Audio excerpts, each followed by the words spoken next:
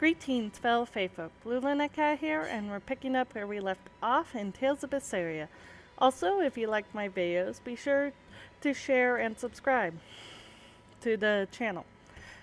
Anyway, let's get started. Kawanamana just yelled for Eleanor.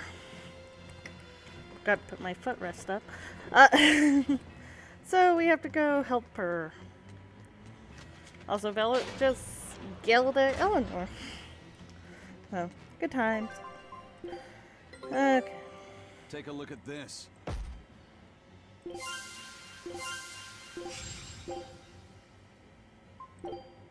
Nope. Still more to get on this island. Scout ship setting sail.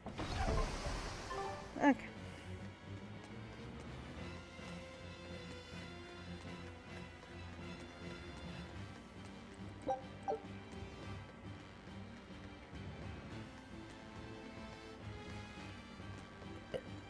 Excuse me.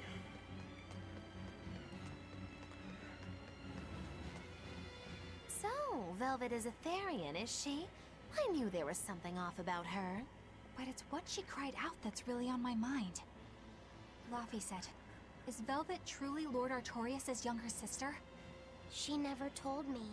If it were true, I suppose it would explain her knowledge of Lord Artorias' training. If you're so curious, why not ask her yourself? Hey Velvet, what's your connection to Artorias? Rokuro, have some tact! I heard you whispering. It doesn't bother me. Artorias was married to my late sister, Celica. He was our brother-in-law. We've lived together for more than 10 years. That does explain a few things. So he sacrificed his little brother and turned his sister into a Therian. But you were his family. To his view of the grand scheme, family is inconsequential. The needs of the many outweigh the needs of the few. All he did was act according to his ideal logic. Well, enough chit-chat. Let's get moving.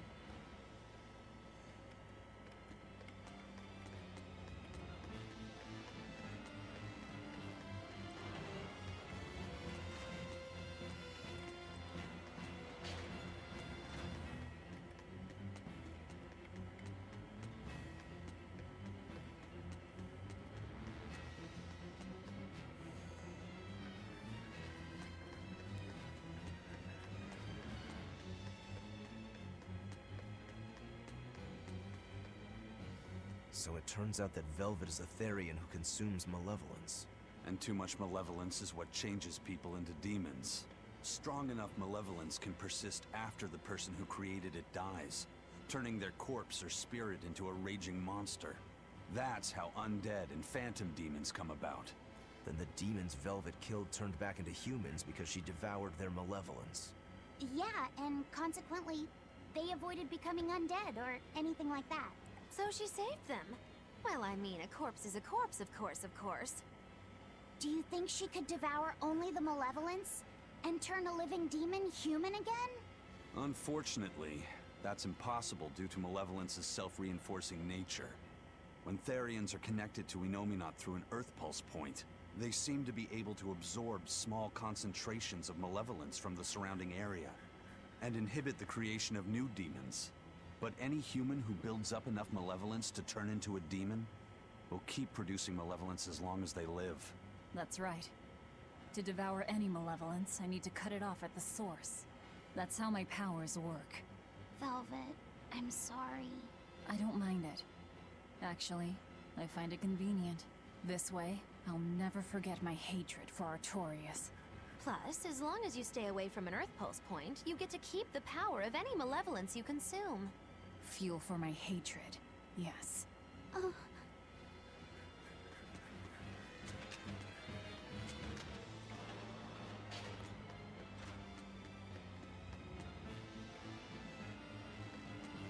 Okay.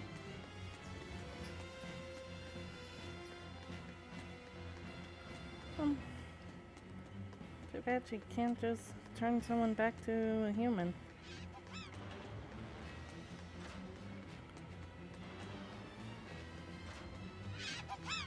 No, go away. Crap. Woo! It's a biggie!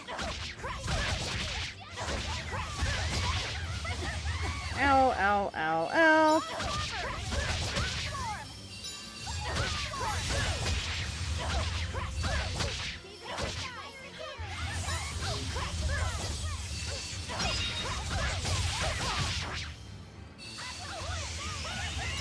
I'm stuck.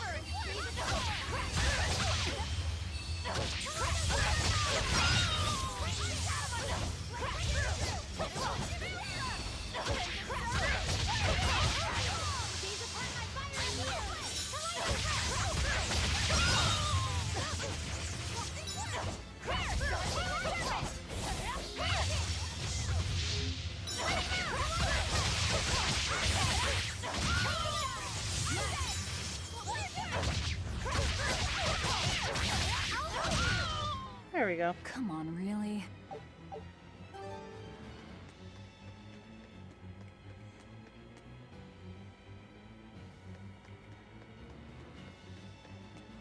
I went the wrong way again.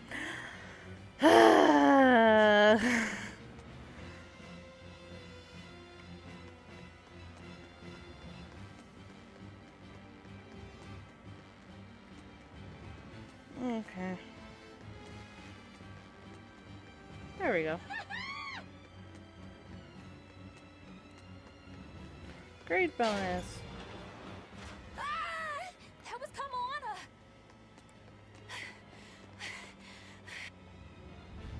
Oh, he's on a horse. Kamoana!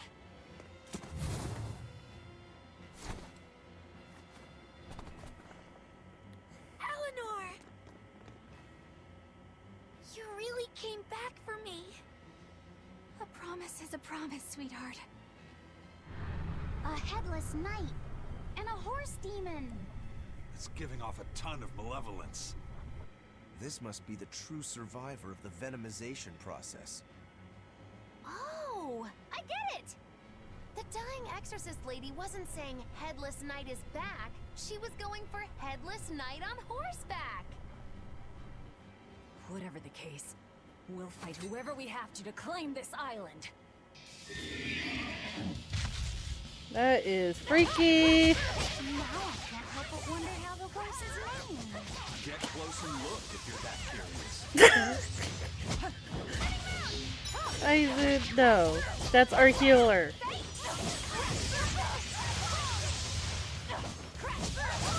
Remember our healer not get close to the nasties.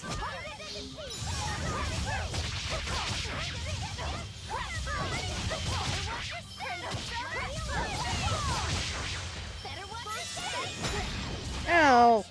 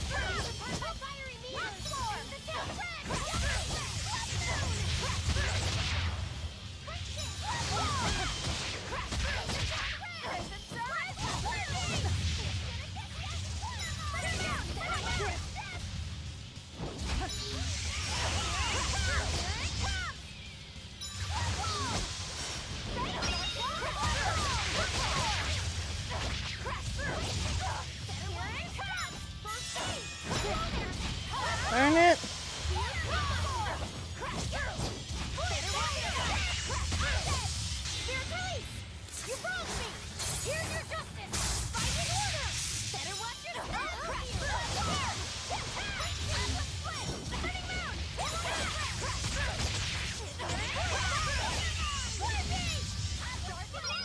There we go.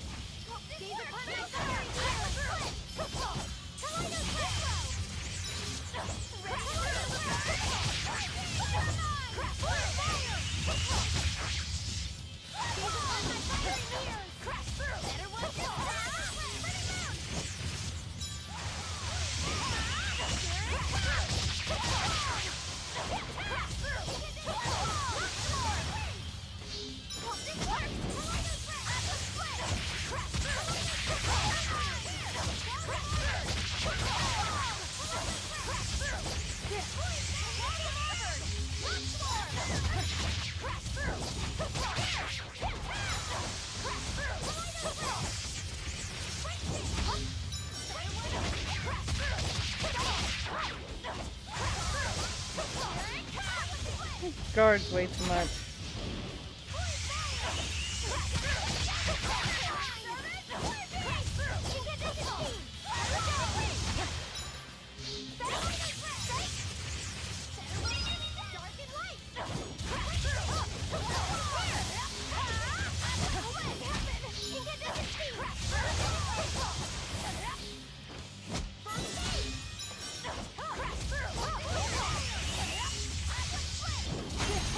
Darn it!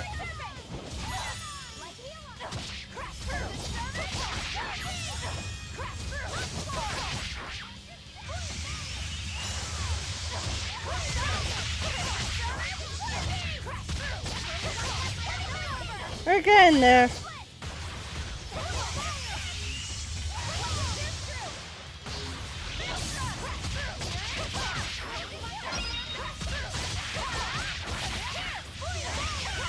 Come on.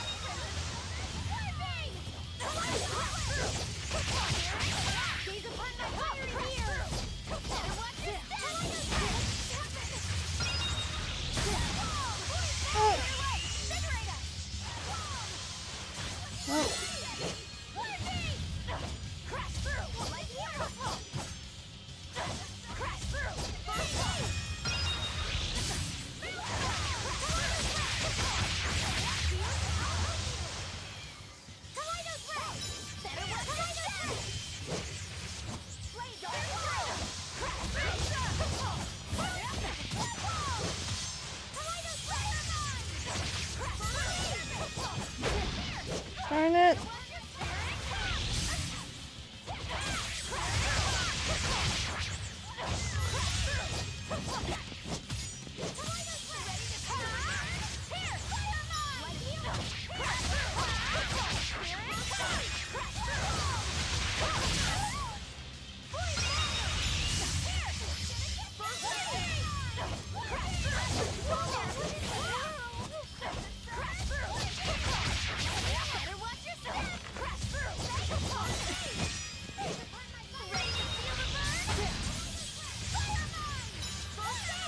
Oh, paralysis. Not cool. I don't like paralysis.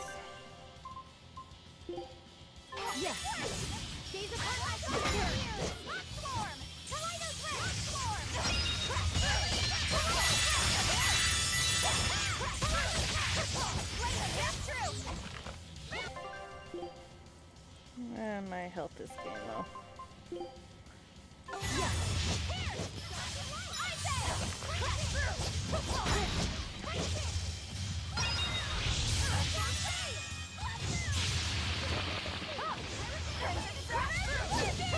Wait, what?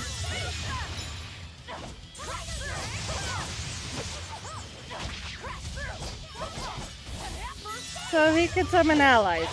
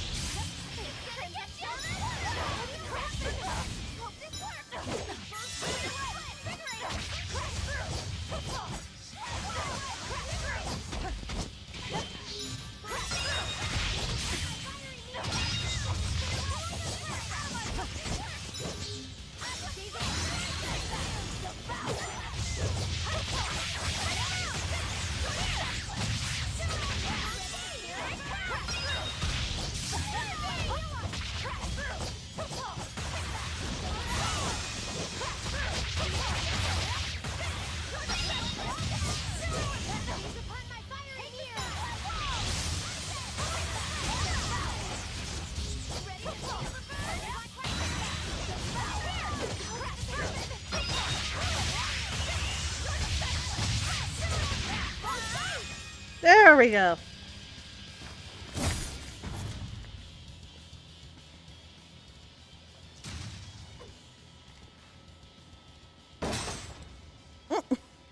That's venomization, all right.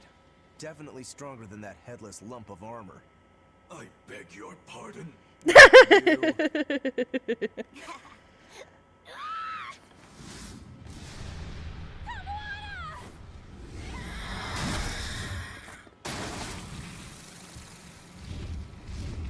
Oh, Demon from the villa? No, look! It's absorbing the malevolence. It's a Therian. Actually, that hawk is Griffin, my one and only friend. oh. A damned Therian. So that's what Tabitha meant when she said we'd find out shortly. But Your Highness, why do you have a Therian? It's like I said, Griffin has been my dear friend ever since I was a child. Even if he's a Therian now, that hasn't changed. Aww. So you knew you were helping a Therian escape. What are you plotting? I have no plots or schemes.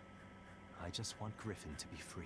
I guess we shouldn't be surprised. The Crown Prince and future king, he's gonna do whatever he likes.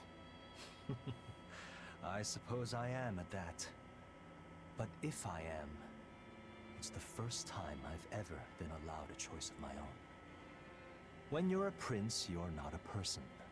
You're an institution, one designed to serve the state and its people. Say, for instance, you're doing your law studies and your back suddenly itches. What do? I mean, I'd scratch it. Who wouldn't? When I did that, my tutor gave me a whipping so hard the blood ran down my back. The reason being that I prioritized a personal feeling, that is to say my itch, over my studies in service of the state.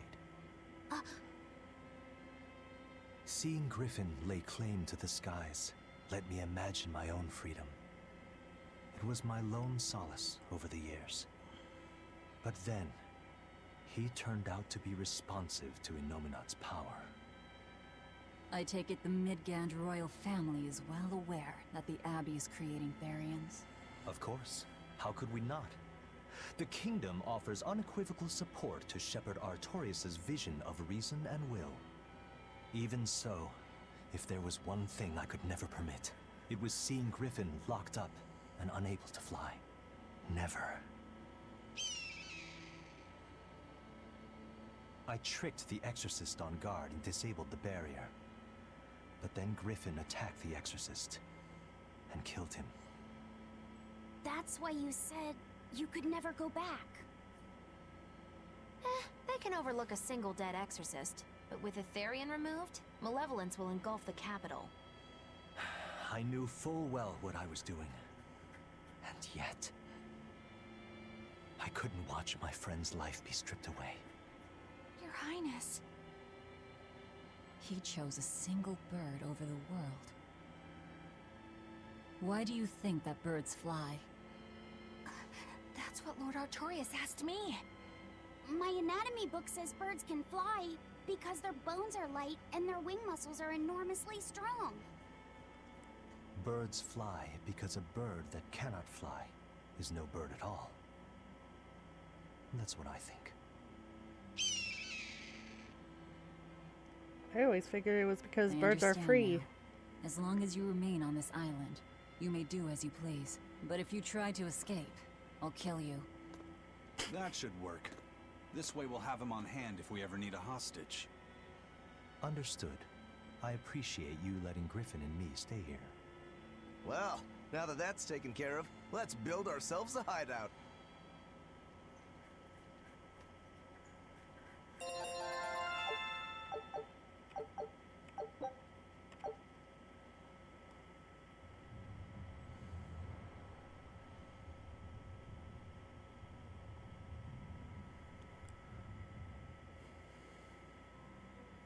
Hey, Velvet, do you know where Eleanor is? Wasn't she just playing with you? Yeah, but then she left. I'm worried because she looked pretty sad. Can you go find her? Why me? All right, fine. Just don't cry on me, okay?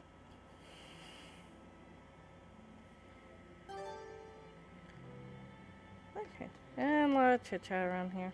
No save points though. I love that. Hey, Rokuro, have you seen Eleanor? Probably.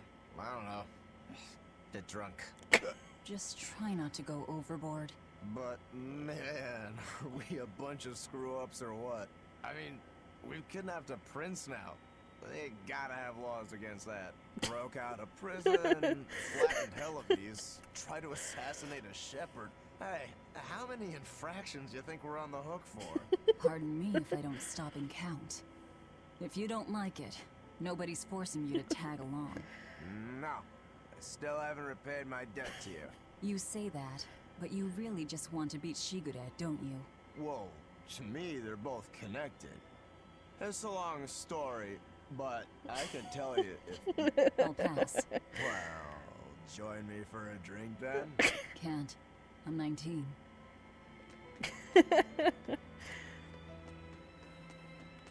Huh. A most interesting interpretation. What do you make of this part here, then? Well, if you pronounce it Loney Kyle, then it'd mean midriff, which probably isn't right. Maybe Muse Mila? Well, that would make this passage read, Pornges are nummy. Okay. Yeah, that's not right either. What's wrong, Velvet? Have you seen Eleanor? No, I haven't. Sorry, I know I'm supposed to watch her. Just read somewhere where there's more light. You'll hurt your eyes like this. Okay.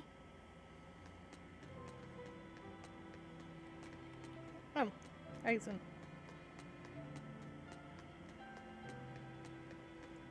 Hey, you got any idea where Eleanor is? No, sorry. I was having a meeting with Benwick and the crew about our search for Ifrid. Are you sure you're okay with putting that off? At this point, the Abbey doesn't have much reason to keep him alive. Wouldn't you rather look for him than Therians? I know time is a factor, but we still don't have any decent leads. I think we need to stir up the Abbey and see what shakes loose. And who better to do that than you? So this works for both of us then. Never fear. I'm still acting out of self-interest. Besides, Ifrid won't die so easily. He's a strong man. It'd take a lot to bring him down. Yeah. I've never seen him flinch from a storm, no matter how choppy the seas. Where angels fear to tread, as they say. Probably some of that as well. Okay.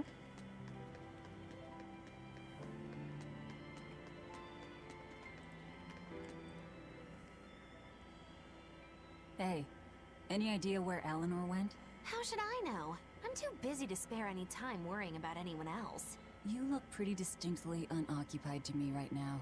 Right. I'm busy being unoccupied. You're... what? It's simple. When you have free time, it means you're busy trying to avoid having any business to do. You're too weird for this world, Magilu. Says the woman with the world's blandest personality. I always figured you'd be the type to take off as soon as things got hairy. So what keeps you here? I am utterly, completely, totally, wholly devoid of anything else to do. Which is to say I'm... Unoccupied. Right, now you get it. Besides, I have to stick around to see how our bet turns out, don't I? In our words, she would be bored doing anything else. I think keeping her around is boredom.